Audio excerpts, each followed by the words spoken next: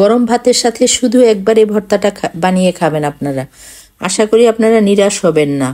একদম এতটা টেস্ট এই ভর্তাটা কিভাবে করেছি আমি একটু শুধু প্রিয় দর্শক দেখে নেবেন।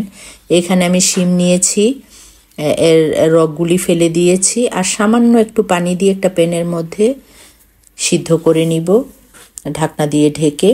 অল্প পরিমাণে পানিটা আমি দিয়েছি যাতে সিদ্ধ হওয়ার মতো পানিটা হয়। ঢেকে 4-5 মিনিট রেখেছি, তারপর ঢাকনা খুলে দিব। এখন পানিটা একদম শুকিয়ে নিব আমি।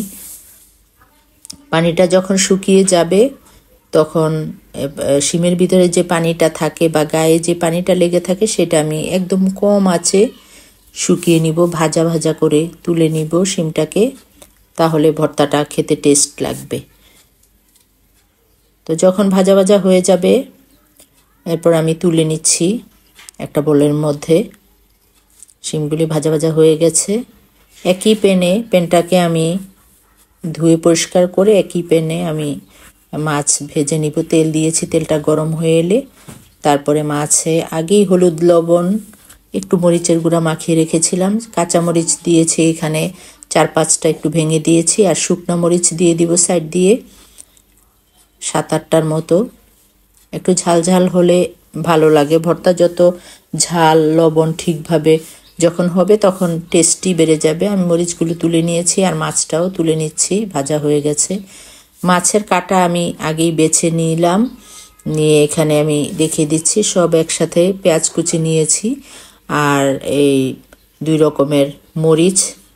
তো আমি আর মাছটাকে ভেজে নিয়েছি শিম দিয়ে। এখন লবণ দিয়ে পরিমাণ মতো স্বাদ মতো লবণ নিয়েছি, নিয়ে শুকনো মরিচটাকে ভালোভাবে একদম কচলে নিব। তারপরে আবার যে কাঁচা মরিচটা টেলে নিয়েছি সেটাও খুব ভালো করে মিশিয়ে তারপরে কাঁচা পেঁয়াজের সাথে হাত দিয়ে মাখিয়ে নিয়ে এখন শিমটাকে আমি হাত দিয়ে মাখিয়ে নিচ্ছি।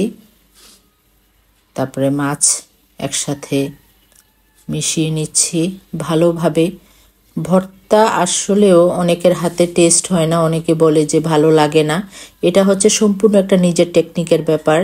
একটু খেয়াল করে বেশ খানিকটা আমি ধনে পাতা দিয়ে দিলাম আর দিয়েছি এখানে সরিষার তেল দিয়ে ভালোভাবে একদম মিশিয়ে নিচ্ছি।